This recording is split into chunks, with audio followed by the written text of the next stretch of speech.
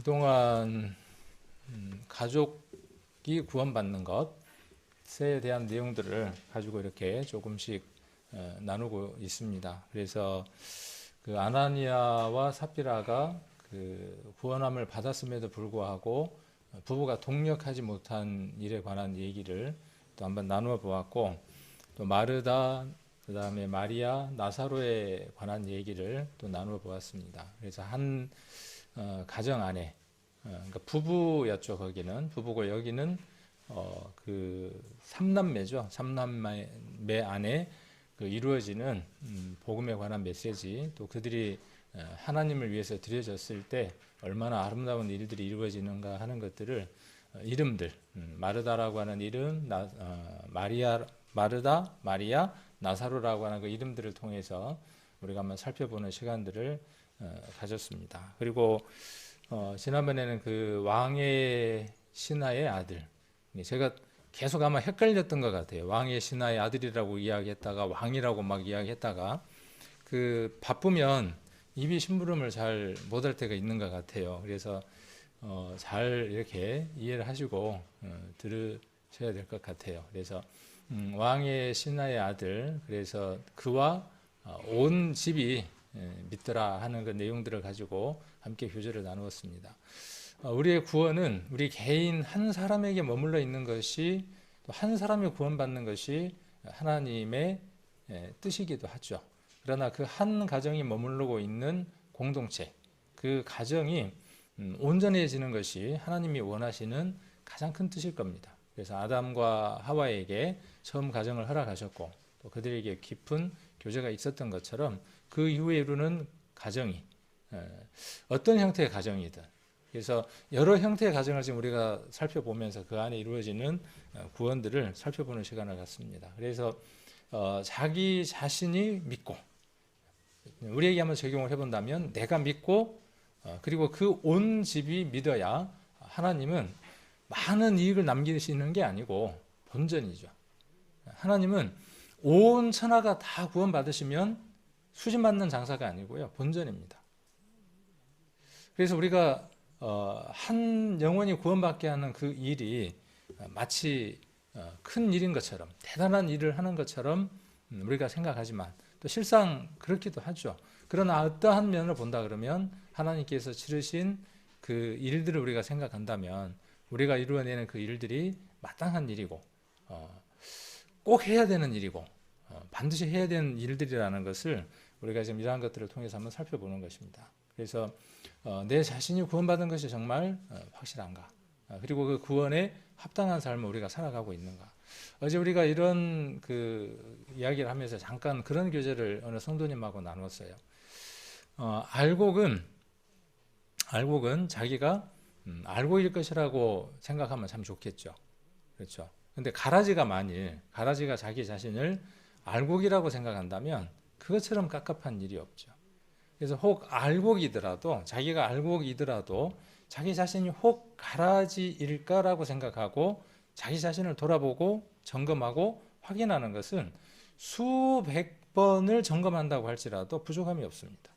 근데 문제는 어떤 게 문제냐 하면 자기 자신이 알곡인 줄 알고 착각하는 거예요. 가라지임에도 불구하고 자기에게서 구원받았다고 하는 확증, 느낌, 그 다음에 지식, 그 정말 하나님 은혜 가운데 들어가서 그 구원이 무엇인지를 온전하게 맛보지 못하고 그 가운데에서 살아가고 있지 않으면서 단지 지식만으로, 물에 빠진 사람이 건짐 받았다는 스토리를 들으면서 기가 막힌 거예요.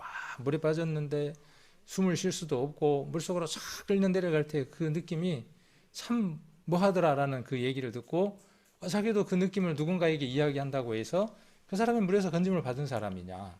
아니다는 것이죠. 다른 사람은 구별할 수가 없습니다.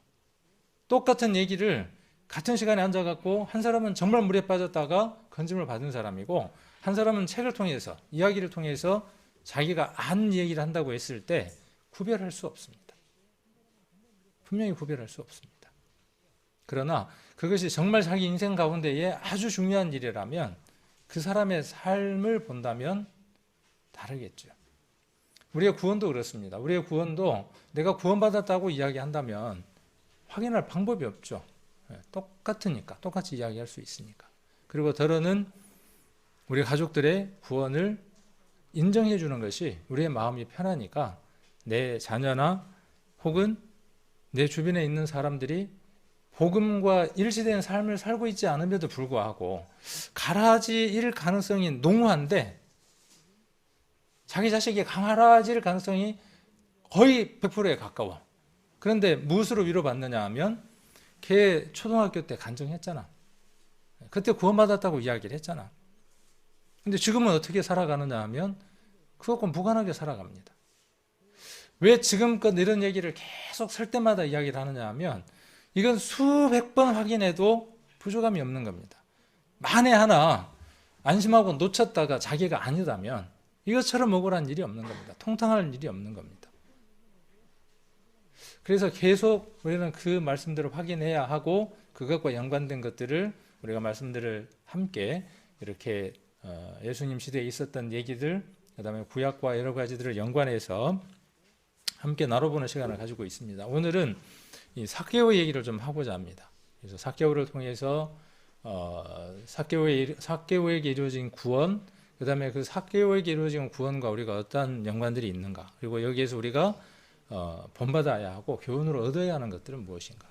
어느 교회들은 이 얘기를 본문을 두고 19장 1절로 10절까지 얘기를 두고 어디에다 초점을 두느냐 하면 삭개오가 가난한 자들에게 자신의 재산 절반을 주겠다고 이야기를 했다. 토색한 것이 있으면은 4배나 갚겠다고 했다. 그래서 삭개오를 본받아야 한다. 무엇을 본받아야 되느냐 하면 재산의 절반을 주었던 것, 토색했던 것에 대한 4분의 1을 갚았던 것을 배워야 된다라고 행위를 강조하는 설교를 할 수도 있습니다.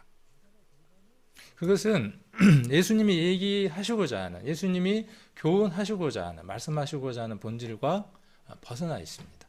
그것은 결과물입니다. 그것은 열매에 해당하는 겁니다. 그래서 이 삭개오라고 하는 사람이 어떤 나무가 됐고 또 그 어떤 열매가 되어졌느냐에 대한 얘기가 절반, 그 다음에 그 4배를 갚겠다고 하는 얘기고, 그러므로 우리가 지금 오늘 나누고자 하는 데에서 핵심이 되는 성경 구절은 어디겠습니까? 아직 안 읽어보셨죠? 제가 아침마다 이렇게 이제 올려놓거든요. 주일 아침마다 한 번씩 오셔서 좀 일찍 올라오셔서 이렇게 한번 말씀들 한번 찾아보고 읽어보고, 이렇게 색깔들이 칠해져 있으면 무슨 얘기를 하려고 할까? 내가 읽었던 말씀과 설교자가 오늘 초점을 두려고 하는 내용들은 어떤 것들일까? 오늘 내가 어떤 말씀들을 받고 내가 어떻게 살아가야 될까? 이런 것들로 짧은 시간에 이렇게 묵상을 해보면 참 유익한 시간이 됩니다. 그 짧은 시간이 5분, 10분의 시간이 설교를 듣는 1시간보다도 더 유익할 수도 있습니다. 그래서 이렇게 한번 보신 분들은 어떤 생각을 이렇게 이제 가지셨는지는 모르겠어요. 그래서 10절까지를 쭉 읽어보면, 1절부터 10절까지를 읽어보면 예수님이 혹은 누가가 예수님이 삭개오를 통해서 말씀하시고자 하는 요지, 누가가 이 말씀을 기록해서 후대에 예수를 믿는 모든 사람들에게 이것을 전하고자 하는 주된 내용은 몇 절에 있을까요? 각각 다를 수 있어요. 그리고 때마다 다를 수 있어요. 이 성경을 읽을 때마다 다를 수 있어요. 근데 저는 어디를 얘기를 하고 싶으냐 하면 10절입니다.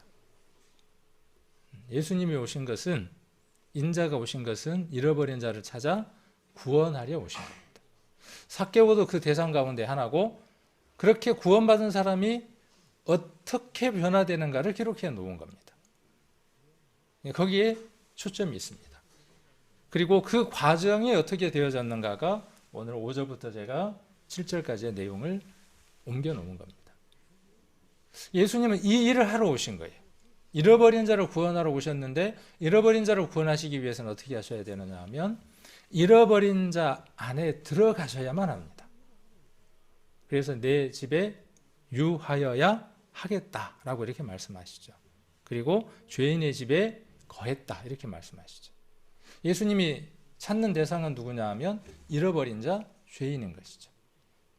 그래서 오늘 요즘은 이렇게 이제 이야기했기 때문에 여러분들 속에 여러 가지 것들이 아마 생각들이 들면서 오늘 말씀들을 정리해 나갈 수 있을 겁니다. 그래서 오늘 1절부터 쭉 말씀들을 같이 한번 나눠보려고 합니다. 그래서 여러분의 성경을 보시면서 또 여기에 있는 그 프린트물을 파워포인트로 보시면서 이렇게 같이 나누시면 좋겠다는 생각이 듭니다. 여리고라고 하는 게 나오죠. 19장 1절에 보시면 예수께서 여리고로 들어 지나가시더라 이렇게 말씀하시죠.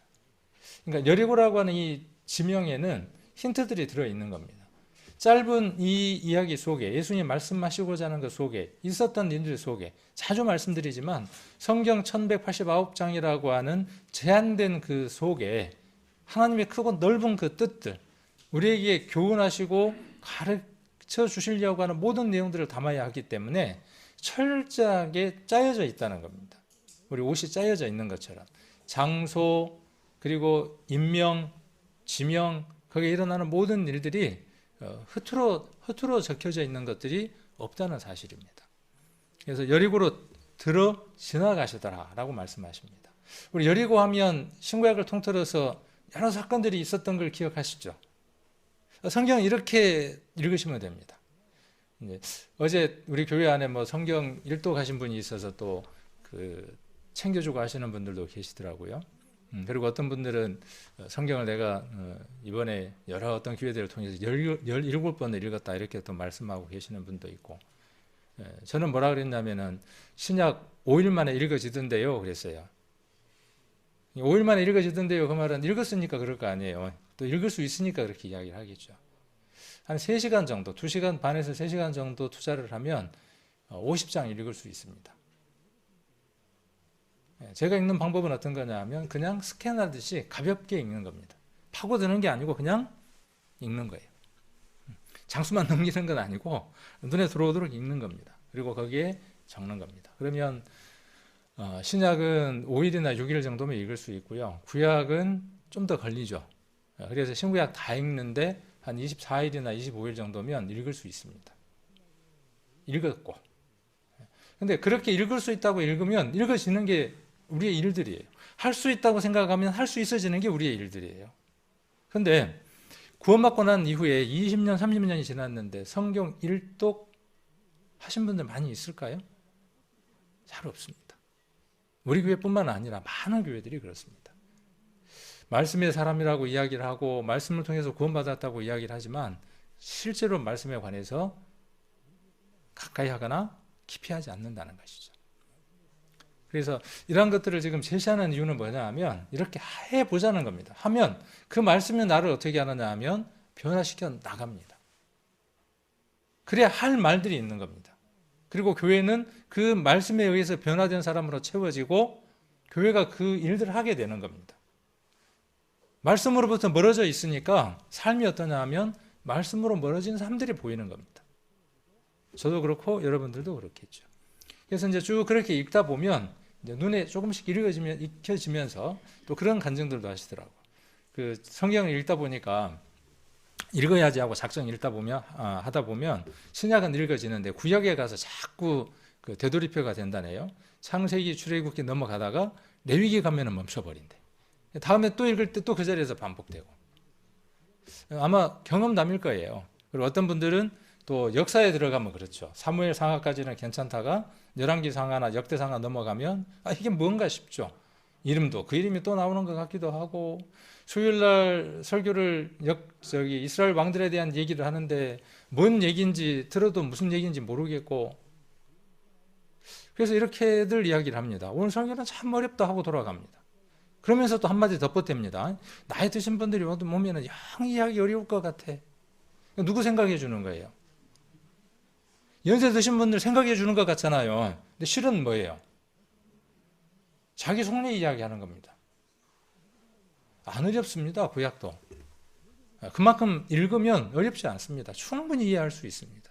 이해할 수 있는 일들이니까 기록해 놓은 겁니다. 내가 이해할 수 없다고 생각하고 이해하려고 하지 않으니까 이해되지 않는 겁니다. 지금까지. 넘으십시오. 지난번 이 산을 명하여 바다에 들려 던지우라 하면 그렇게 된다고 말씀을 우리가 배웠으니까 그 산을 한번 넘어보십시오. 그래야 바뀌는 거예요. 대화가 되는 거예요. 할 얘기가 있는 거예요. 세상 말로 가방만 들고 왔다 갔다 하는 거예요. 그걸로 세월만 채운 거예요. 그러니까 거기에 머물러 있는 거죠. 그렇지 않는 분들도 있습니다. 다 그렇다는 게 아니라 혹 그게 내 현주소면 기분 나쁘게 생각하지 말고 어떻게 하면 됩니까? 하루에 지금부터, 그렇죠. 지금부터 어떻게 하면 돼요? 정하고 꾸준히 해 나가면 됩니다. 매일 모이는 그 시간들이 일주일이 되고 한 달이 되고 1년이 되면 그 다음 해가 되었을 때에는 스스로 뭔가 이루어져 있는 걸 보게 됩니다. 딸하고도 제가 그런 얘기를 많이 하는데 목표가 없으면 인생은 방향이 없다. 어떤 목표들을 세워야 한다. 성경도 마찬가지예요. 성경도 내가 읽으려고 하면 그냥 읽어야지가 아니라 목표가 세워져야죠. 내가 1년에 한 번 보겠다. 2번 보겠다. 한 달에 한 번 보겠다고 하는 사람과 한 달에 한 번 읽어진다고 하더라. 나는 왜 못해? 라고 생각하고 목표를 세우고 하는 사람과 안 돼. 1년 읽어도 안 되는데 그걸 어떻게 해? 1년이면 하루에 3장씩 읽으면 읽어지니까 1년 작정하고 읽어야지. 그러면 그 목표가 세워졌으니까 어떻게 하겠어요? 1년이 지나고 나면 그 목표에 대한 점검이 이루어질 거 아니에요. 하나님을 향해서 구원이 이루어지고 난 이후에 모든 목표가 사라지는 게 아니라 새로운 목표가 설정이 되는 겁니다. 가치 있고 의미 있고 하나님께서 상 주시는 정말 의미 있는 목표를 세울 수 있는 사람이 된 것이 구원받은 사람이라는 뜻입니다. 하나님과 상관없는 사람들의 그 목표는 아무런 의미가 없는 것이죠. 여러분들이 세우는 목표는 의미가 있는 것들입니다. 의미가 있어야 하고요. 말씀을 읽는 것, 내가 예배에 참석하는 것, 하나님께 드리는 것, 그 모든 것들에 대한 기준치가 있어야만 돌아볼 수 있죠. 그래서 감사를 할 수 있는 것이고 부족한 것에 대해서는 하나님께 다시 구할 수 있는 것이죠. 이게 신앙생활입니다. 그래야 하고 여리고 이야기하다가 이 이야기가 많아졌는데 그래서 읽다 보면 여리고가 구약에 여러 번 나오죠. 뭐 어떤 사건 때 나옵니까? 그 라합도 있고 기생 라합 얘기도 있고 그다음에 여리고 성이 무너졌던 사건들도 있고 그래서 여러 일들이 있었던 것들을 기억할 겁니다. 그래서 그렇게 읽으면서 여러 번 읽다 보면 그 여리고라고 하는 것이 구약에도 있고 구약의 어떤 사건들과 연관된 것들을 신약에 있는 사건들과 연관을 지을 수 있으면서 공통점들을 찾아가는 겁니다. 그리고 그 공통점들이 어디로 연결되느냐 하면 예수 그리스도에게로 연결된다는 걸 발견하게 됩니다. 그렇게 읽어가는 겁니다. 그러면 그 속에서 보화를 캐내는 것처럼 우물 속에서 생수를 맛보는 것처럼 맛보며 살아가는 겁니다.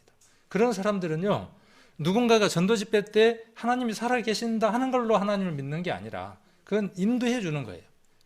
이런 것들을 맛보는 사람들은 정말 성경은 사실이고 하나님이 지금도 내게 말씀해 주시는 것들을 체험하고 살아가는 거죠. 그런 분들의 삶들은 힘이 있을 수밖에 없죠.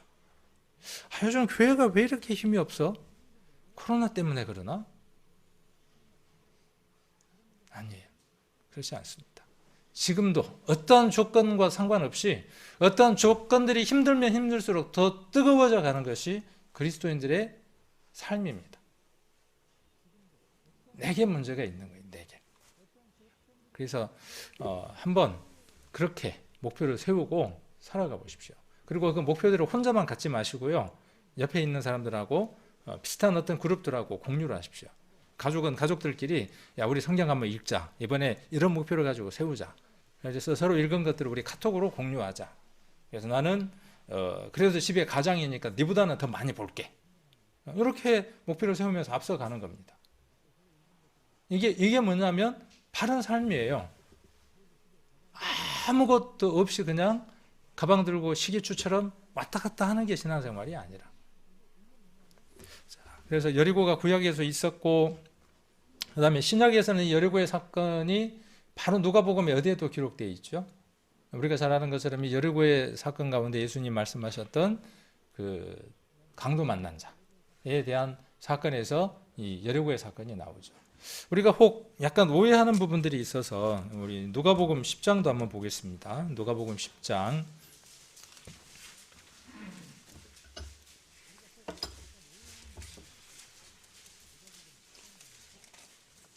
이 말씀도 이 말씀도 제가 여러 차례 이렇게 교재를 나누었고 조금씩 수정도 해드리고 방향도 재설정들 해드렸습니다. 우리의 특징이 어떤 게 있냐면 각인이라는 게 있습니다. 한 번 들은 것, 한 번 본 것은 좀처럼 바뀌지 않습니다. 또 바꾸려고 하지 않습니다. 성경을 볼 때도 마찬가지입니다. 처음 들었던 설교는 각인이 돼서 수정이 잘 안 됩니다. 특히 이 10장도 마찬가지입니다. 그래서 우리가 들었던 설교는 주막은 교회고, 그렇죠? 주막은 교회고 기름은 성령이고. 그래서 그 설교도 틀린 것이 아니고 문제가 있다라고 말씀드린 적은 없습니다. 우리가 그렇게 그 말씀들이 이해되어지고 바라봐주고 또 그렇게 교훈으로 우리가 또 받아도 무방하기도 합니다. 그런데 10장에서 예수님이 정말 말씀하시려고 하는 본질이 무엇인가에 대해서는 한 번쯤 깊이를 다르게 봐야 할 필요가 있다는 거죠. 누가복음 10장에서 예수님 말씀하시고자 하는 요지가 어디에 있습니까? 교회가 주막이다? 사마리아인 말고 나머지는 율법이다? 어떤 재해석이 되는 거죠. 교훈에다가 교훈을 더하는 게 되죠. 그래서 10장을 한번 보시면 25절에 보시면 25절부터 시작해서 37절까지가 이 이야기를 하고자 하는 한 단락이 되는 거죠. 그래서 어떤 율법사가라고 이야기를 하고 있습니다. 그래서 이 맥락에서 본다 그러면 율법에 관한 얘기로 풀어갈 수도 있죠. 율법사가 그랬으니까. 그런데 여기 질문은 어디에 있느냐 하면 내가 무엇을 하여야 영생을 얻습니까? 라고 이야기를 했습니다. 그러니까 이것에 관한 얘기예요. 이것에 대한 얘기를 풀어서 설명하기 위해서 예수님이 예화를 하나 든 거죠. 예화를 들어서 얘기를 하시는 겁니다. 그래서 어떻게 하면 이야기를 하시죠. 쭉 얘기를 하시면서 율법에 대한 얘기를 하죠. 율법사에 대한 얘기니까. 그래서 율법을 강령, 줄여서 둘로 이야기하죠. 하나님을 사랑하고 내 이웃을 내 몸과 같이 사랑하라. 이렇게 답을 이야기를 하죠. 28절에 보시면 예수께서 이르시되 내 대답이 옳도다. 이를 행하라. 그러면 살리라 하시니. 여기서도 초점이 어디에 있냐 하면 율법사가 이거 모르겠냐 그 말이에요. 잘 알고 있죠. 하나님 사랑하고 내 이웃 사랑하라는 거 너무나 잘 알고 있다는 거예요. 반대로 예수님 뭘 얘기를 하시고 싶으냐 하면 율법사에게 너는 정말 하나님 원하는 뜻대로 하나님을 사랑하고 있지 않다. 무엇이? 요것만 그렇지만 네 삶은 이율배반적인 삶을 살고 있다를 얘기를 하시고 싶은 거예요. 네 이웃을 내 몸과 같이 사랑하라. 네가 머리로 알고 말로는 잘하지만 실제 삶은 어떻다? 율법사에게 아니다. 그래서 28절에 이를 행하라 이렇게 이야기하시는 겁니다. 알고 있는 것과 삶이 일치되어져야 된다라고 이야기를 하는 거죠. 그래서 25절에 영생을 얻는 것에 관한 답을 이야기를 하시는 거죠. 이 사람이 영생을 얻은 사람의 삶의 모습이 이런 삶이다라고 예수님이 말씀하시고 싶어 하시는 거죠. 영생을 얻은 사람은 어떠한 삶을 산다는 거예요. 지금 쭉 비유에 나와 있는 대로 쭉 이야기를 하시면서 이 내용들을 이야기하시면서 강도라고 하는 사람 한 사람을 등장을 시키죠. 그 강도가 지금 누구라는 거예요?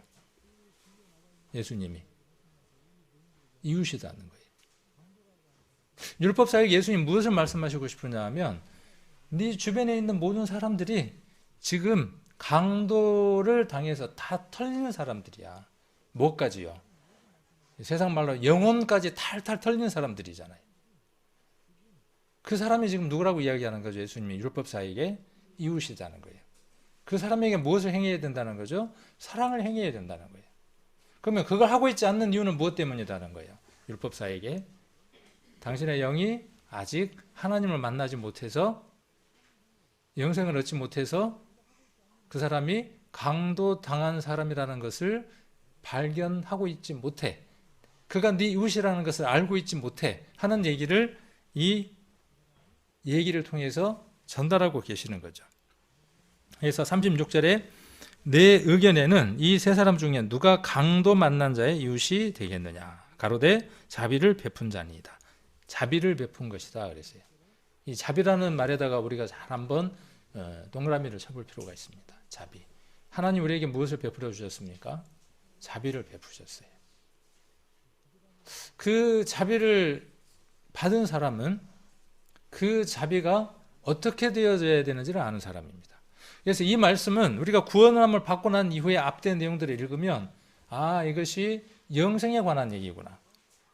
그리고 내 주변에 있는 사람들이 아직 구원함을 받지 못한 사람들이 있고 그 사람이 이웃이구나. 그 사람들에게 구원을 깨닫게 하는 것이 이 말씀을 하신 예수님의 요지이구나 하는 것에 대해서 동의를 하게 되죠.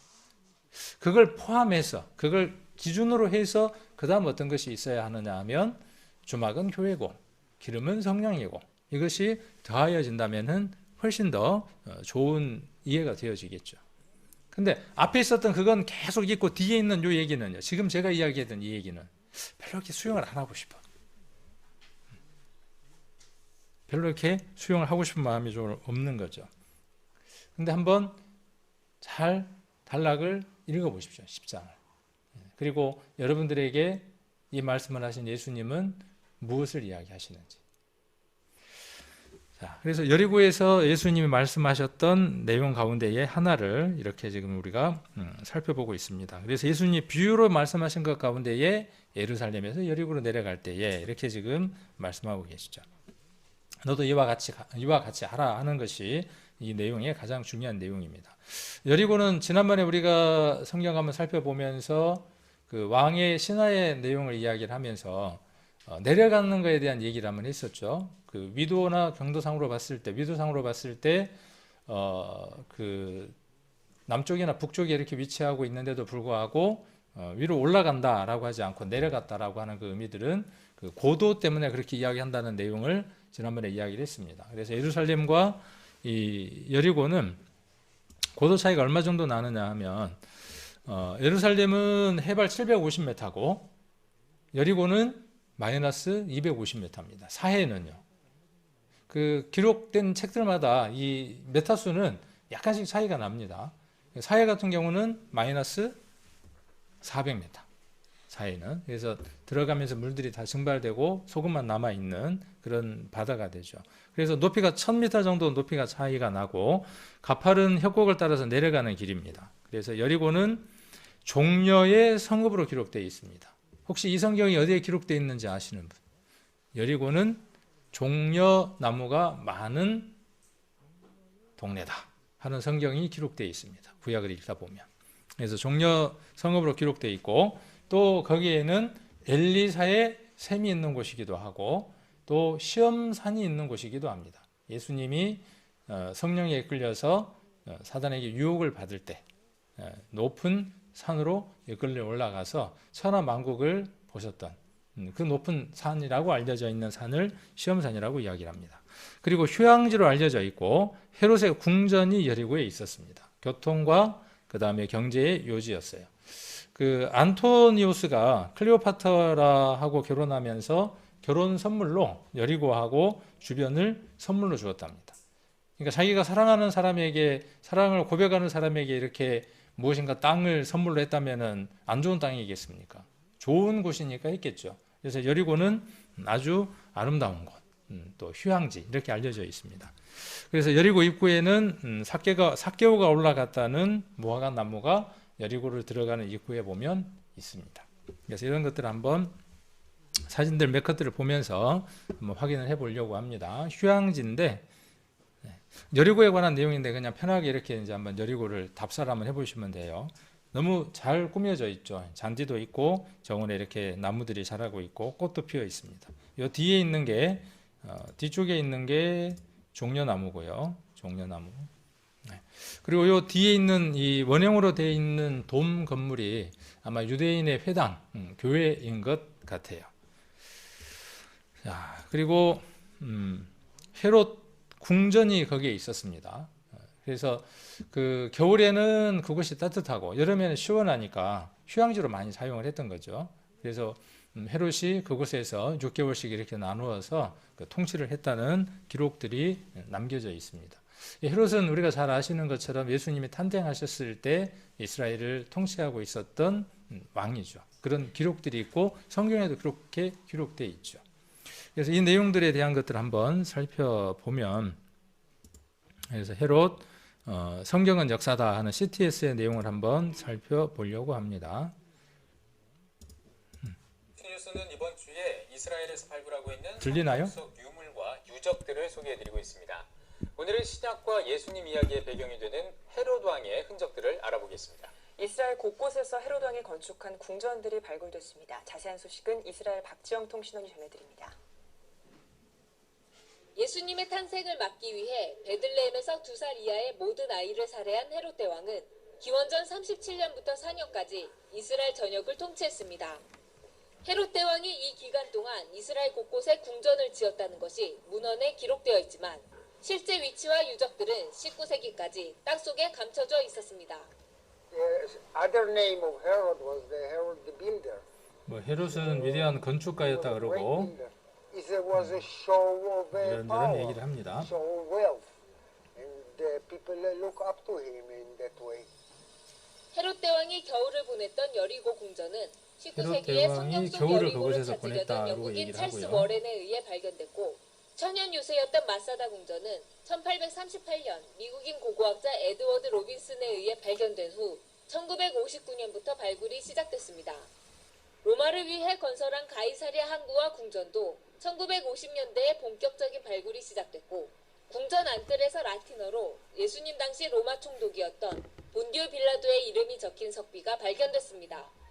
절기 동안 머물렀던 예루살렘 궁전은 1970년 흰농 골짜기로 이어지는 궁전 배수로를 발견하면서 그 위치를 알게 됐고 2001년에 궁전의 벽을 찾아냈습니다.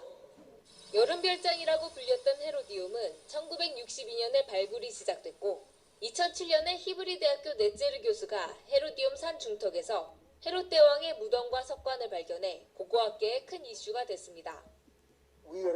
뉴스는 이번 이 내용을 우리가 보여드리는 이유는 우리에게는 너무나 당연한 일이죠. 그 예수님의 탄생과 예수님이 그 일생을 보냈던 그 장소, 또 그 시대에 그 이스라엘을 다스렸던 로마, 그리고 그곳에 그 역사적인 인물인 왕이었던 사람들, 이런 것들이 실존이고 사실이라는 것이 분명하지만은 또 다른 사람들에게는 이것이 궁금증이고 믿지 못할 내용들이 되어지겠죠.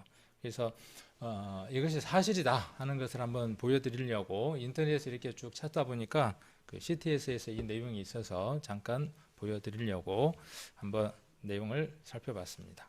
그리고 여리고는 아까 종려의 성읍이라 그랬죠. 신명기 4장을 한번 보겠습니다. 신명기 4장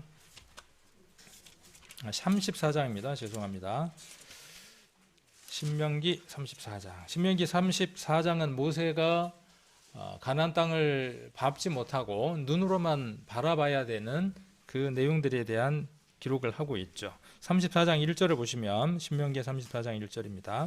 모세가 모압 평지에서 느보산에 올라 여리고 맞은편, 여리고가 나오죠. 비스가산 골짜기에 이름에 34장 1절입니다. 신명기.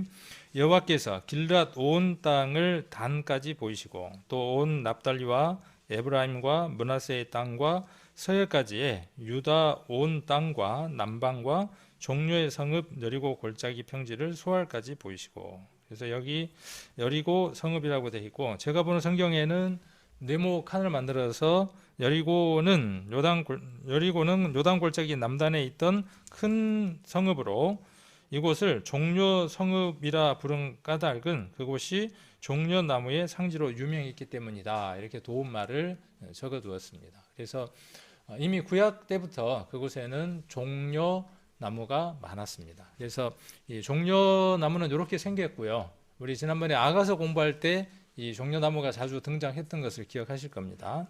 그래서 송이가 이렇게 생겼고요. 열매는 어떻게 생겼냐 하면 이렇게 생겼습니다. 말린 것을 먹으면은 그 우리 대추 말린 것보다 몇 배나 답니다. 크기도 크고. 그래서 이제 그 열매 모양이 그 대추하고 비슷하니까 대추 야자라고 이렇게 불리기도 합니다. 자, 그리고 여기에는 뭐도 있느냐 하면 엘리사의 샘도 있습니다. 그래서 이 엘리사의 샘이 열왕기 하를 한번 보실까요? 열왕기 하.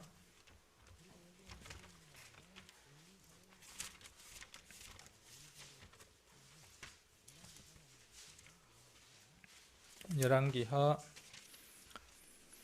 2장입니다. 열왕기하 2장 21절. 엘리사가 물 근원으로 나아가서 소금을 그 가운데 던지며 가로되 여호와의 말씀이 내가 이 물을 고쳤으니 이로 쫓아 다시는 죽음이나 토산이 익지 못하고 떨어짐이 없을지니라 하셨느니라 하니 그 물이 엘리사의 말과 같이 고쳐져서 오늘날에 이르렀더라. 이게 소금이 지금 물을 해결한 거죠. 그런가요? 우리 성경 읽다 보면 오해할 때가 들어있더라고요. 핵심을 잡지를 못하고 나타나 있는 그 현상들만 이야기를 하는 거예요. 여리고가 무너졌다? 그러면 이스라엘 사람이 뺑뺑을 돌다 보니까 무너졌구나. 근데 그것이 아니죠. 하나님의 말씀이, 약속이 그것을 무너뜨리게 한 것이죠. 이 물의 근원도 소금이 아니라 무엇이요? 말씀이죠. 여기 보면 여호와의 말씀이라고 이렇게 기록되어 있고 22절에 보시면 엘리사의 말과 같이 이렇게 기록되어 있습니다.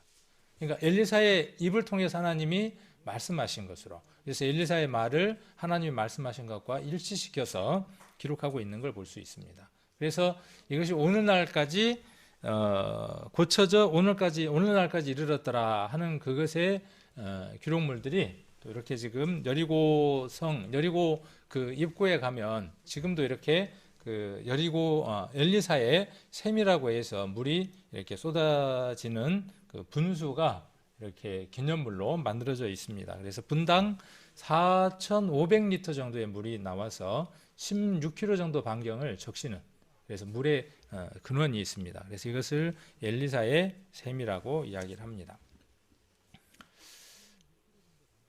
요 대목에서 웃음이 잠깐 나올 것 같아서 요 사진 하나 넣었는데 그 10년 전이네요, 벌써. 10년. 그죠? 10년 전에 2010년도에 다녀왔던 것 같은데 지금은 여기 가려면 이제 어렵죠. 돈이 들어도 어렵죠. 그때 다녀오면서 한 1,000만 원 가까이 들었어요. 3시 갔다 오면서. 참 잘했다는 생각을 해요. 지금도 돈이 문제가 아니고, 또 가서 보나 뭐 성경을 보나 똑같다 이렇게 이야기하면 할 말이 없지만은 감동이 다르죠. 또 느낌이 다르고. 그래서 이렇게 이제 가서 사진을 찍어 왔는데 얼마짜리 그럼 사진이겠어요? 1,000만 원 했으니까 1,000만 원짜리 사진. 그래서 엘리사의 샘 앞에서 이렇게 찍었는데 기념으로 한 장을 이렇게 찍었습니다. 그래서 이것은 있었던 일이라는 것이죠. 실제로 있었던 사건들을 기록하고 있는 거죠. 성경은 여리고에서 그러한 일이 있었다는 것입니다. 그리고 거기에는 시험산이 있습니다. 이렇게 높은 산이 여리고에 있고, 마태복음을 한번 보겠습니다. 마태복음 4장 8절입니다. 마귀가 또 그를 데리고 지극히 높은 산으로 가서 천하 만국과 그 영광을 보여. 마태복음 4장 8절입니다. 마태복음 4장 8절. 그래서 지극히 높은 산이라고 해서 이 산 이름을 시험산 이렇게 이름을 불리워서 이 관광객들에게, 성지 순례를 하는 사람들에게 지나가면서나 이렇게 이야기해 주면서 저기가 예수님이 시험 받았던 산입니다 라고 이야기를 합니다. 저 산 위에 올라서면 어디가 내려다 보이느냐 하면 여리고 전체가 내려다 보입니다. 지금은 폐허가 많고 또 마른 메마른 땅들만 있지만 예수님 때나 그 이전에는 녹지고, 아까 휴양지라 그랬으니까 그렇게 아름다웠던 장소겠죠. 그래서 여기 어떤 기록이 있냐 하면 천하 만국을 보였어요. 그리고 그 영광을 보여, 그렇게 이야기를 하고 있죠. 그러니까 누군가의 눈에 그것이 유혹이 될 만큼 여리고가 됐다는 거예요. 괜찮았다는 뜻이죠. 그래서 이런 대목들을 우리가 한번 보고 넘어가는 겁니다. 자, 그리고 여리고 입구에 뭐가 있냐 하면 이렇게 뽕나무가 있습니다. 근데 여러분들이 생각하는 뽕나무하고, 저도 처음에 이제 성경을 아까처럼 그렇게 쭉 읽다가 성경에 뽕나무가 많이 나오는 거예요. 신약에도 뽕나무가 나오고 구약에도 뽕나무가 나오는데, 그 뽕나무가 나올 때 자연스럽게 우리는 뭘 이렇게 눈에 떠올리느냐 하면 우리가 생각하는 뽕나무, 그래서 이 오디인가요? 그 뭐죠? 뽕나무 열매 먹는 그거를 생각하는 거예요. 나무가 어떤 나무냐 하면 작은 나무예요. 그렇게 크지 않는 나무. 몰라요. 제가 그런 나무만 봐서 그런지는 모르지만은. 근데 여기 보니까 뽕나무가 어떠냐면 저렇게 커요. 저기서 찍은 사진도 있는데 이제 그만해도 될 것 같아서 안 넣었어요. 저렇게 나무가 있습니다. 자, 그래서 이 뽕나무에 대한 것은 조금 이따가 뽕나무의 얘기가 나오니까 그때 한번 살펴보도록 하고 2절을 한번 보도록 합니다. 그래서 2절에 보시면 삭개오라 이름하는 자가 있으니 세리장이요 또한 부자라. 짧은 성경 안에 많은 내용을 기록해야 하기 때문에 이 한 구절의 묘사 속에 많은 정보를 담고 있습니다. 그 많은 정보를 담고 있다. 누가 말을 많이 해서 많은 정보를 이야기하면 요즘 애들이 뭐라 그러죠? 요즘 애들이 쓰는 단어가 있더만 영어 약자. TMI. Too much information. Too much information 해갖고 TMI라고 이야기를 하더라고요. 짧지만 짧은 이 성경 안에 짧은 이 이야기 속에 많은 정보가 담겨 있습니다. 그럼 이건 뭘로 약자를 써야 되나? 많은 얘기 속에 정보가 있는 게 아니니까. 그래서 삭개오라 이름하는 자예요. 그냥 삭개오가 있으니 이렇게 이야기해도 되죠. 그렇게 적어도 됩니다. 그런데 삭개오라 이름하는 자가 이렇게 이야기합니다. 그러니까 이 성경을 읽는 자로 하여금 어디를 한 번 더 생각하게 하는 거죠? 삭개오라고 하는 사람의 이름이 뭔지를 생각하게 하는 겁니다. 자, 그런데 그 사람이 어떤 사람이냐 하면 세리장입니다. 그러면 세리장이라는 걸 이야기했을 때에 그 세리라고 하는 직업을 이야기하는 데에 또 목적이 있겠죠. 그리고 부자입니다. 근데 부자예요. 근데 이 부자가 선하고 좋은 일을 해서 하나님 안에서 많은 것들을 벌어들여서 좋은 일을 하고 벌어들인 부자가 되었다라고 하는 표현이 아니라 앞에 있는 세리장을 통한 부자다 하는 얘기를 하고 싶은 겁니다.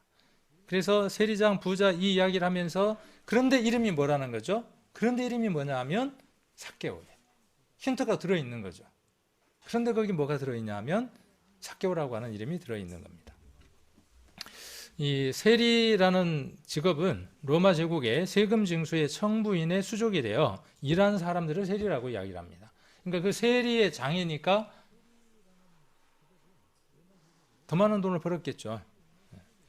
이 세리들은 로마 정부에서 거두어 들이는 금액 이상으로 가능한 한 지방에서 돈을 징수했어요. 그러니까 자기가 로마에서 얼마 거둬들여 하는 그 할당을 받은 다음에 그보다 더 많이를 받는 거죠. 그리고 로마에다 바치고 나머지는 어떻게 하는 거죠? 인마이 포켓하고 거기다 다시 또 어떻게 해야 되겠어요? 세리장한테도 어떻게 해야 되겠어요? 또 바치고 하는 일들을 해야 되겠죠. 자, 그 여분의 돈을 자기 것으로 하는 일을 많이 했어요. 그래서 그들의 태반은 유대인들로부터 배척을 받았고 또한 비난도 받았어요. 성경 여러 곳에 세리에 대한 비난의 내용들이 많이 기록되어 있습니다.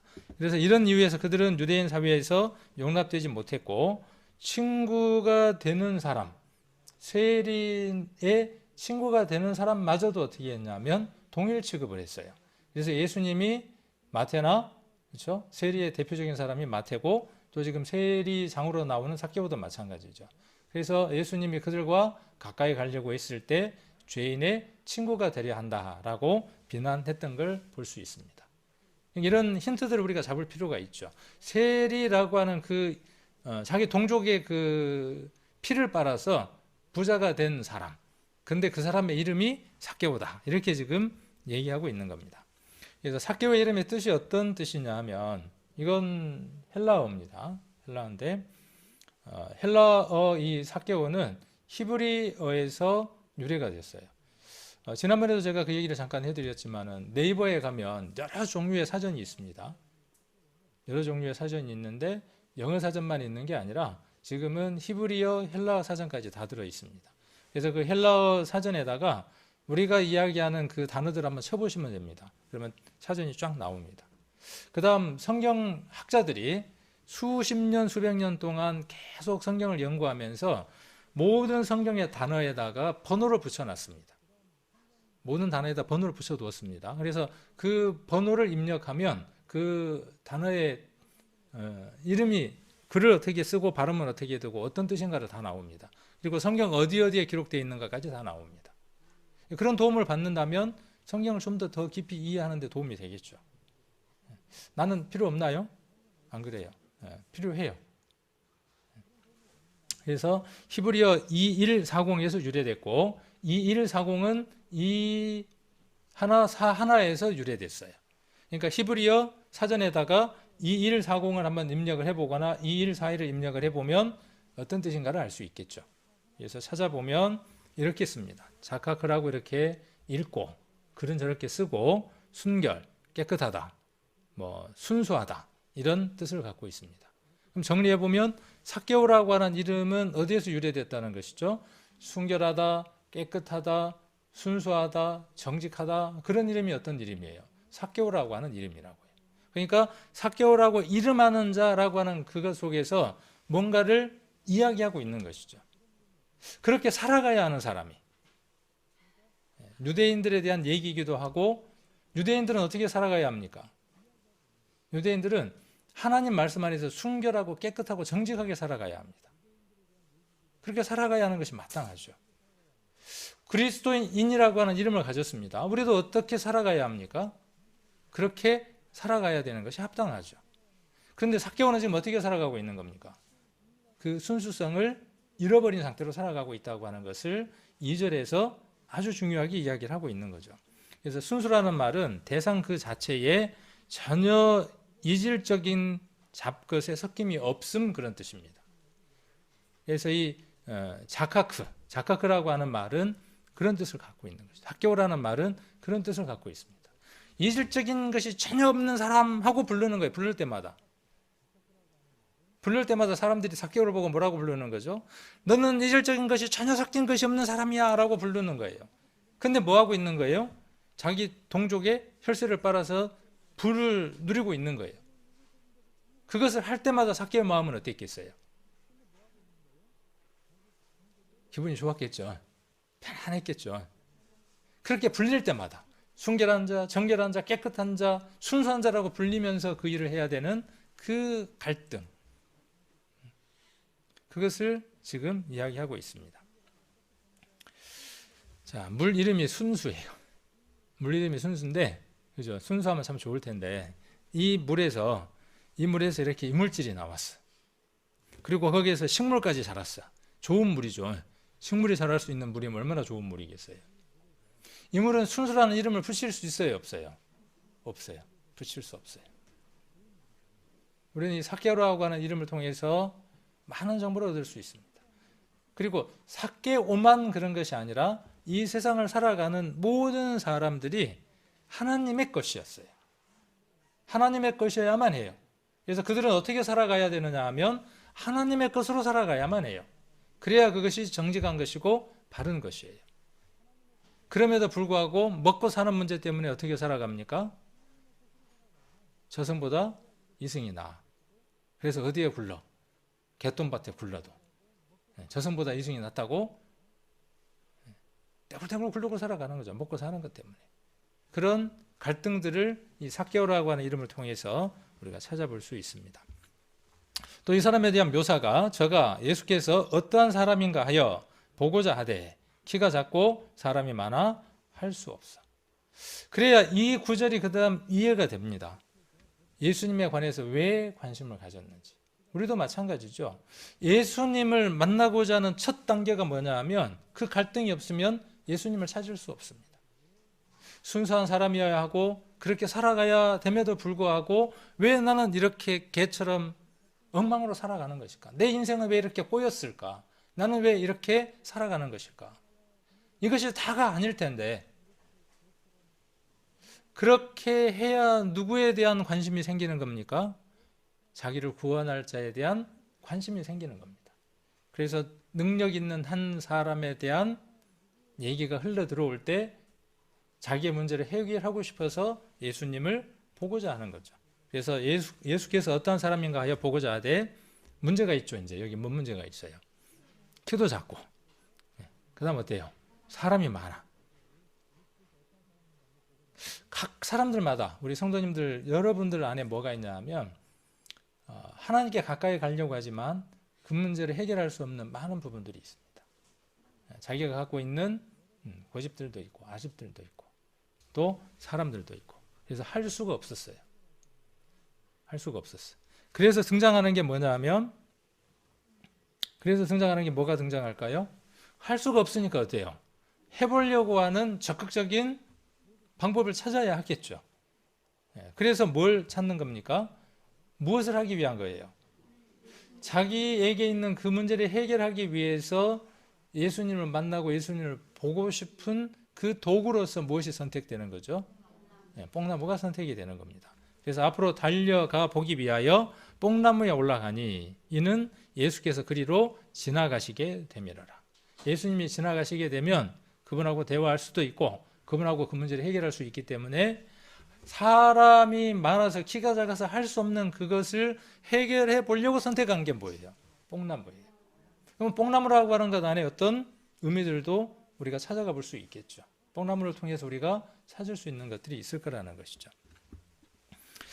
뽕나무라고 하는 성경을 보면 우리가 쓰기 이전의 성경 공동번역이라고 하는 게 있습니다. 우리가 지금 쓰고 있는 성경은 개역 한글이고 이 성경 이전에 공동번역이라고 하는 성경이 있었죠. 천주교하고 같이 사용을 했던 가톨릭하고 썼던 공동번역이 있는데 그 공동번역에 그래서 예수께서 지나가시는 길에 앞질러 달려가서 길가에 있는 돌무화과 나무 위에 올라갔다. 이렇게 기록을 하고 있고요. 그 다음에 지금 우리가 보고 있는 개역 한글 이후에 번역된 성경이 개역 개정입니다. 그 개역 개정에도 돌무화과라고 번역이 되어 있습니다. 그러면 이제 이런 의문이 드는 거예요. 그럼 우리 성경 하나님의 말씀으로 되어 있다더만 이거 문제가 있네. 믿을 만한 것이 못 되네. 뽕나무라고 했으니까. 아니에요. 히브리어나 헬라어로 기록되어 있는 그 기록물들을 우리나라 문화와 우리가 이해할 수 있는 것들로 번역하는 것이 성경 번역의 원칙입니다. 그래서 그 문화와 그 문화가 이해할 수 있는 용어들, 단어들로 번역을 합니다. 만일 그 나무가 우리나라에 없다면요.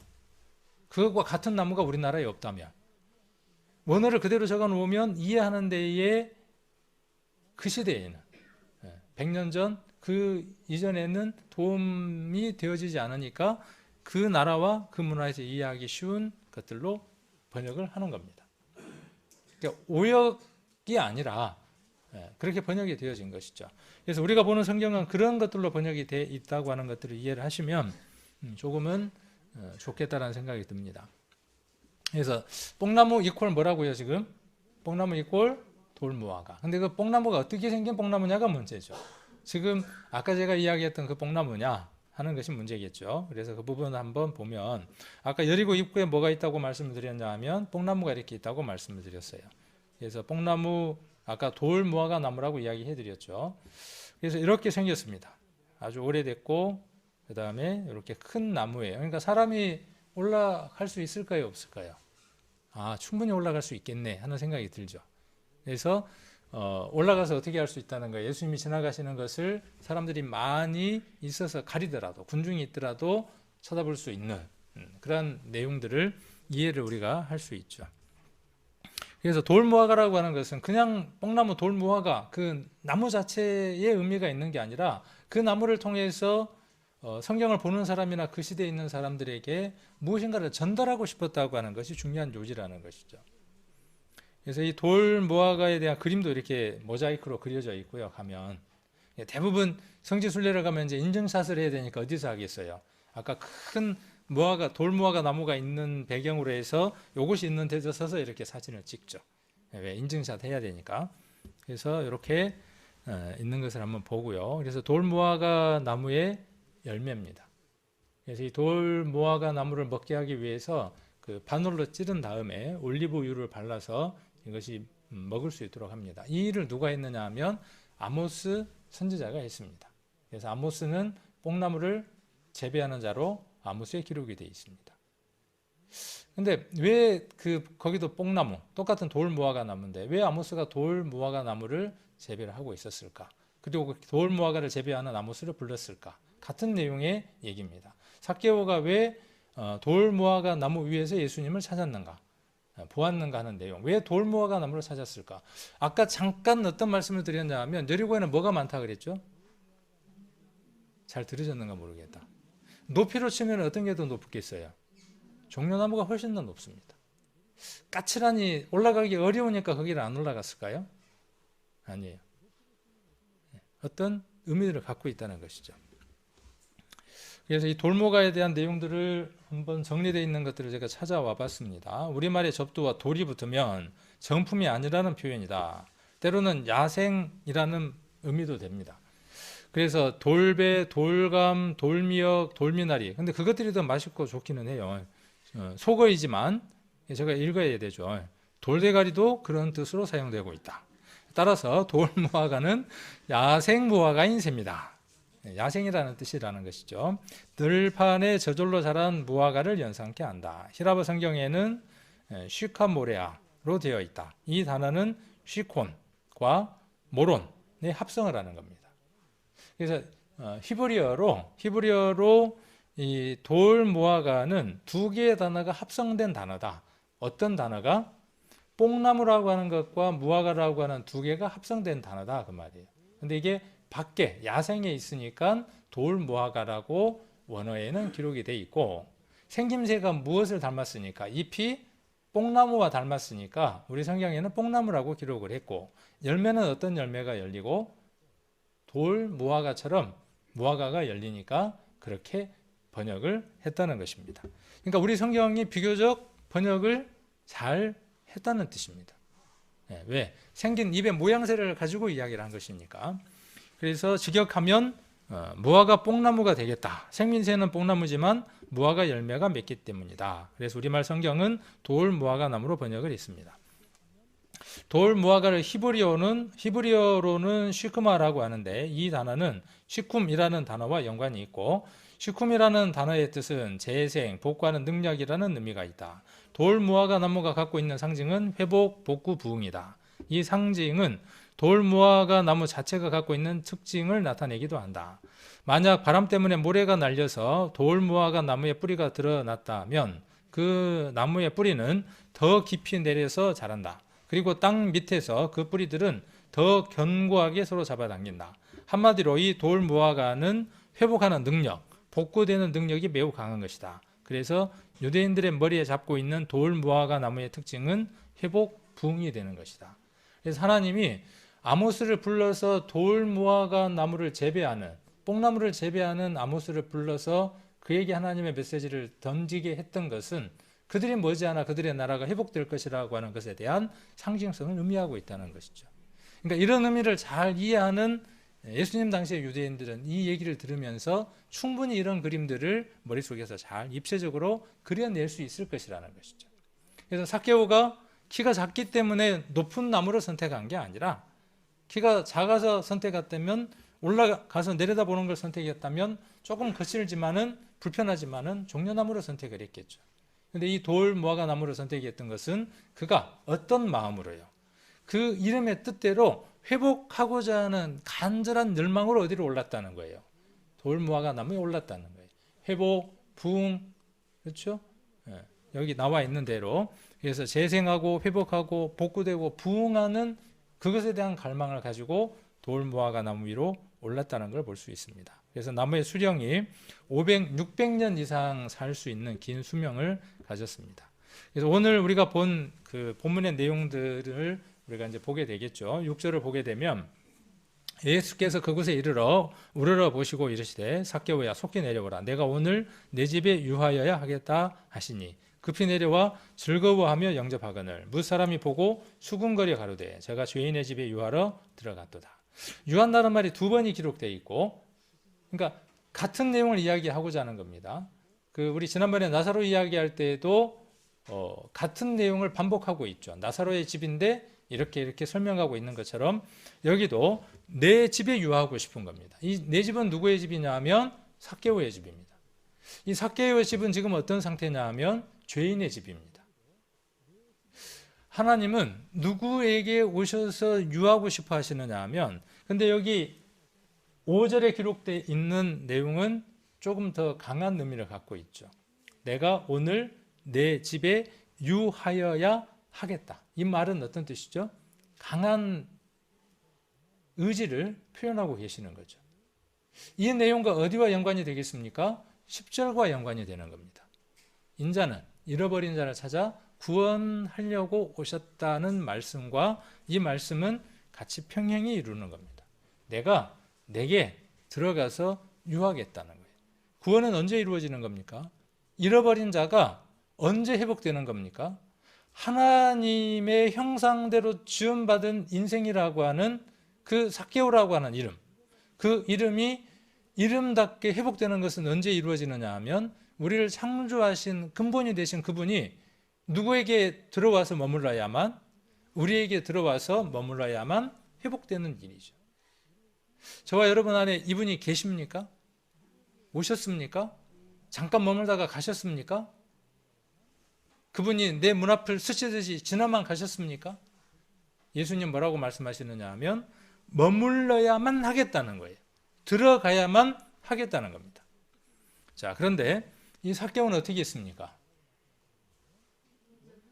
뭐 오실라면 오시고, 뭐 계실라면 계시고, 오는 사람 안 붙들고 가는 사람 안 막습니다. 이렇게 이야기를 했습니까?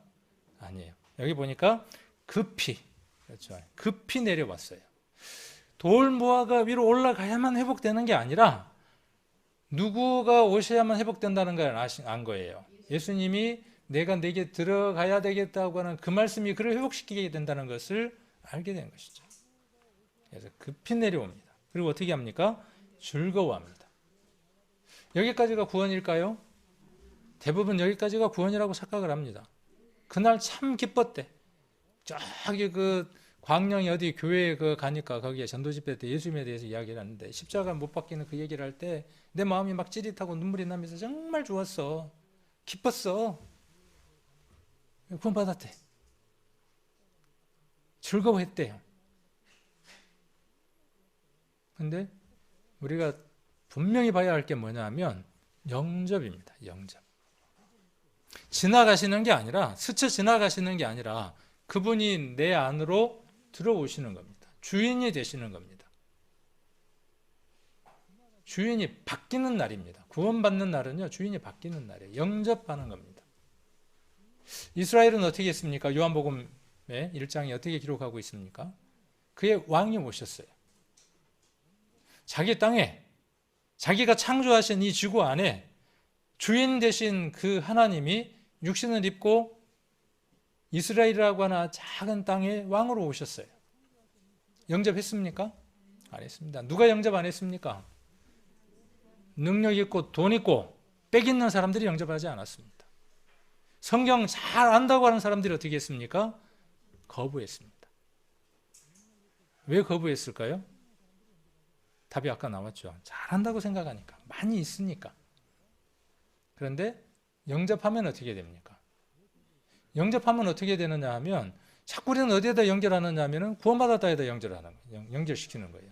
영접하면 어떻게 되는 거예요? 그분이 우리의 주인이 되시는 거예요. 주인이 우리를 어떻게 하시는 거예요? 통치하시는 거예요. 그러면 구원받은 사람은 어떻게 말해야 합니까? 오늘 내가 그분의 통치를 어떻게 받고 살았는가를 말해야 하는 거죠. 드러내야 하는 거죠. 자, 그래서 뭇사람이 7절에 뭇사람이 보고 수군거려 가로되 저가 죄인의 집에 유하러 들어갔도다 하더라. 예수님은 꺼리끼지 않으시죠? 왜? 죄인 집에 오시려고 하는 것이 예수님의 목적이니까. 저가 죄인의 집에 유하러 들어가셨어요. 들어가야 하겠다라고 말씀하셨는데 삭개오가 즐겁게 영접을 했어요. 죄인인 삭개오 집에 예수님이 들어가셨어요. 그럼 어떤 일이 일어날까요? 기대가 안 됩니까? 기대가 돼요, 안 돼요? 와, 천국 가니까 좋다 막 그러고 춤을 추고 돌아다녔을까요?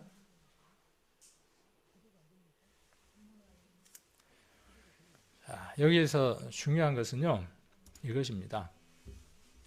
8절로부터 9절까지의 내용이 이 얘기의 핵심입니다. 물론 10절이 중요한 것이겠지만은 그 10절과 아까 앞에 나왔던 5절에 그 집에 유하게 되면, 죄인의 집에 유하게 되면 거기에서 반드시 나타나는 일이 있는데 이런 일이 일어난다는 거예요.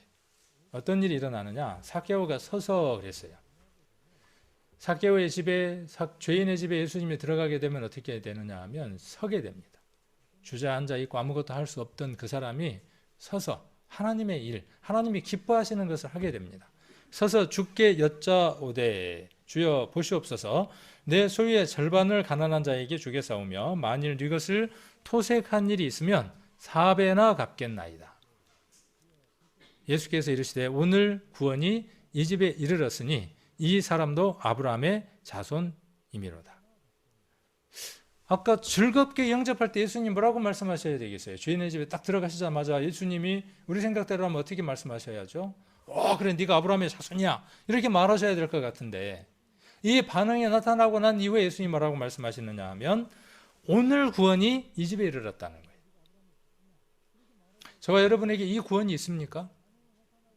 지금 오늘 이 구원, 잃어버린 자를 찾으려고 하시는 하나님의 목적, 예수님이 원하시는 구원, 예수님이 찾는 잃어버린 자, 이 사건을 삭개오를 통해서 우리에게 말씀하시고자 하는 거죠. 자, 여기 토색한 것을 4배나 갚겠다는 것은요, 유대인이면 잘하는 내용입니다.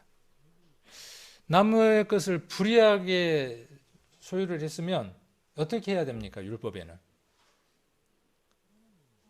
기억이 안 나시나요? 아까 그 쭉 읽다가 멈추는 곳이 어디냐면 레위기잖아요. 그 레위기에 기록되어 있죠. 6장에.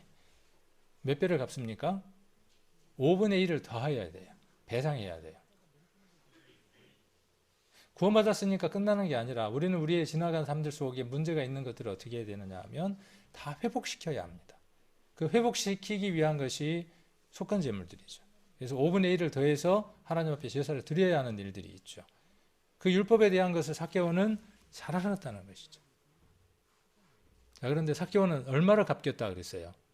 토색한 것이 있으면 5분의 1만 갚으면 되는데 4배나 갚겠다고 이야기를 하죠. 재산의 절반을 드리겠다고 이야기를 합니다.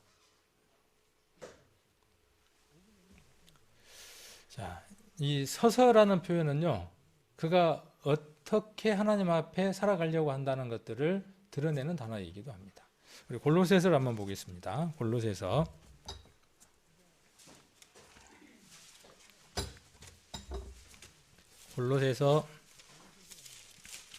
1장 23절입니다. 1장 23절.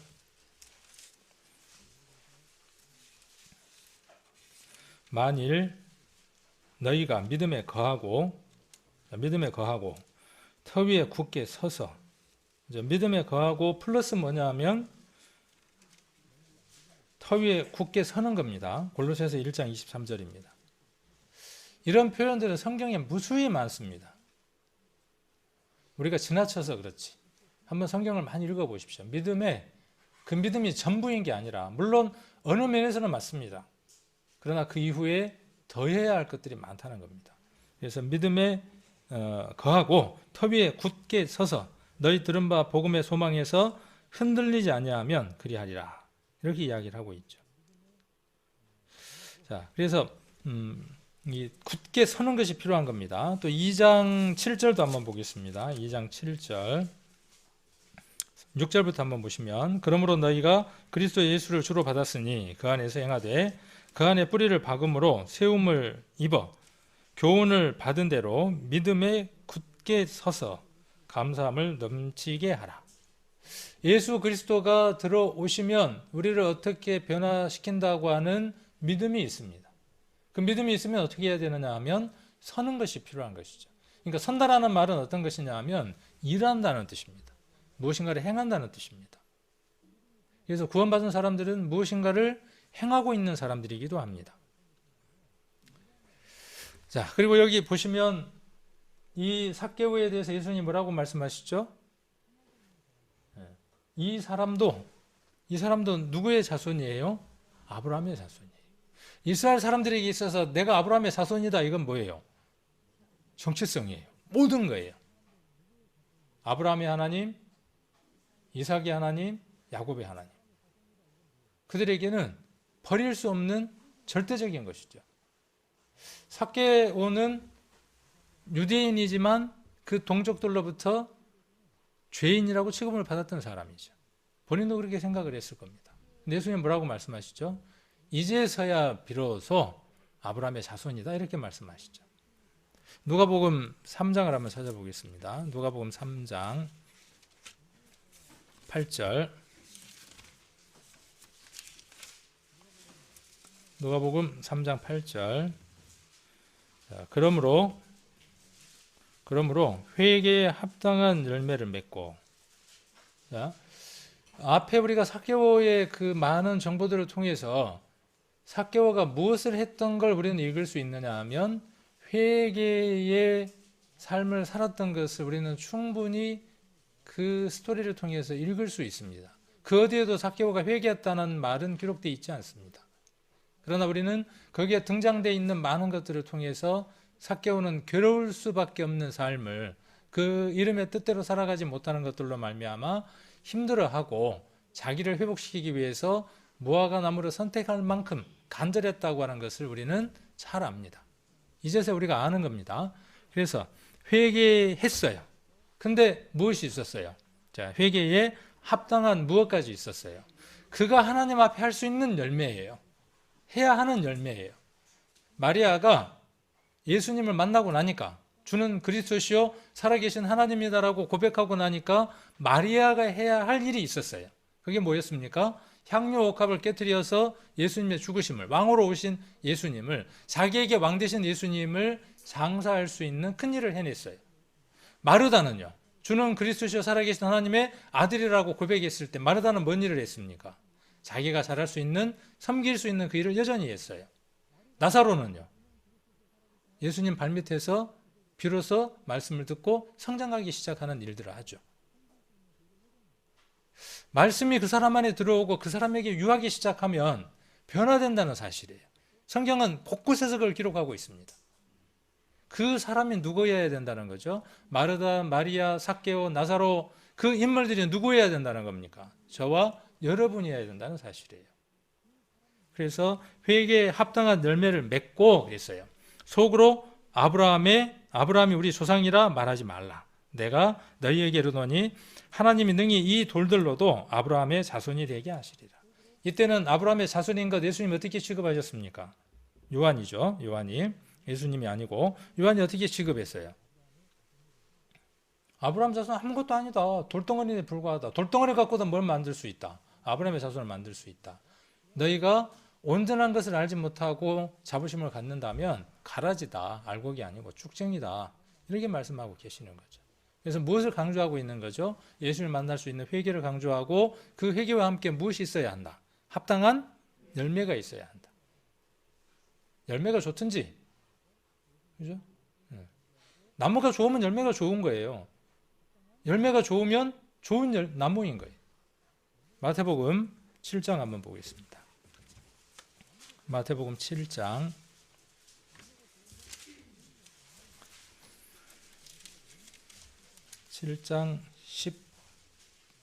16절부터 한번 보시면 마태복음 7장 16절 이와 같이 좋은 나무마다 아름다운 열매를 맺고 못된 나무가 나쁜 열매를 맺나니 좋은 나무가 나쁜 열매를 맺을 수 없고 못된 나무가 아름다운 열매를 맺을 수 없나니 아름다운 열매를 맺지 아니하는 나무마다 찌개불에 던지우느니라. 지옥 가는 갑네. 나는 지옥 안 가는데 구원 받았는데. 그러면 이 말씀은 아무런 유익을 주지 못한다고요. 이 말씀이 지금 내게 역사하려면 내가 지금 어떤 열매를 맺히고 있느냐. 오늘. 그 구원이 오늘 내게 어떻게 나를 반응하게 하고 열매를 맺으며 살아가게 하느냐예요. 여러분들은 어떤 열매를 지금 맺고 살아갑니까? 어떤 나무이기에 지금 어떤 열매를 맺고 살아갑니까? 좋은 열매를 맺고 살아갑니까? 그럼 좋은 나무인 겁니다. 그런데 지금 내 삶이 열려야 되지 않는 열매들이 맺힌다면 그 근원을 확인해 봐야 하는 것이죠. 그래서 20절에 이러므로 그의 열매로 그들을 아는 겁니다. 자, 예수님이 요한이 아까 뭐라고 이야기했느냐 하면 회개에 합당한 열매를 맺으라 그랬죠. 돌 가지고도 뭘 만들 수 있다? 아브라함의 자손을 만들 수 있다. 예수님은 비로소 삭개오에게 뭐라고 말씀하시는 거예요? 내가 온전한 구원이 이루어진 자고 내가 아브라함의 자손이다. 이렇게 말씀하고 계시는 거죠. 갈라디아서를 한번 보겠습니다. 갈라디아서 3장입니다. 갈라디아서 3장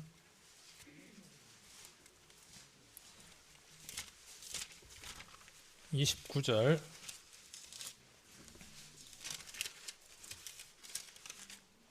갈라디아서 3장 29절입니다. 우리가 그리스도와 합하여 세례를 받는 그 일들에 대한 이야기를 하면서 이 말씀을 바울이 갈라디아 교회에 하는 것이죠. 29절입니다. 같이 한번 읽겠습니다. 너희가 그리스도께 속한 자면 곧 아브라함의 자손이요 약속대로 유업을 이을 자니라. 이 말씀을 한번 정리를 해본다면, 오늘 말씀대로 한번 정리를 해본다면, 삭개오만 아브라함의 자손이 아니고 삭개오가 예수님을 어떻게 영접하고 어떤 반응을 보이고 어떤 변화가 있었는가를 우리에게 한번 적용해 보는 것이 목적인 것이죠. 그가 아브라함의 자손인 것처럼 그리스도에게 속한 우리가 아브라함의 자손입니다. 아브라함의 자손은 어떤 사람이냐 하면 회개에 합당한 열매를 맺으며 살아가는 사람이 온전한 아브라함의 자손입니다. 회개에 합당한 열매를 맺는 그 사람. 그래서 우리 여러분들이 정말 구원받은 그 열매 가운데 우리가 살아가는지, 내 입의 말, 내 행동들, 내 가치관들, 이런 것들이 얼만큼 바뀌었는지 한번 어제와 오늘을, 구원받을 때와 지금을 한번 점검해보고, 만일 내게 그런 열매들이 맺히고 있지 않다면 내가 가라지일 가능성이 높은 겁니다. 여러분 주변에 구원받았다고 이야기하는 사람들이 많이 있는데 그들에게서 그러한 열매가 맺히고 있지 않다면 우리는 새로운 사람들에게 복음도 전해야 하지만 그들의 구원을 확인시켜 주는 것이 더 급한 문제입니다. 그것이 더 빠를 수도 있습니다.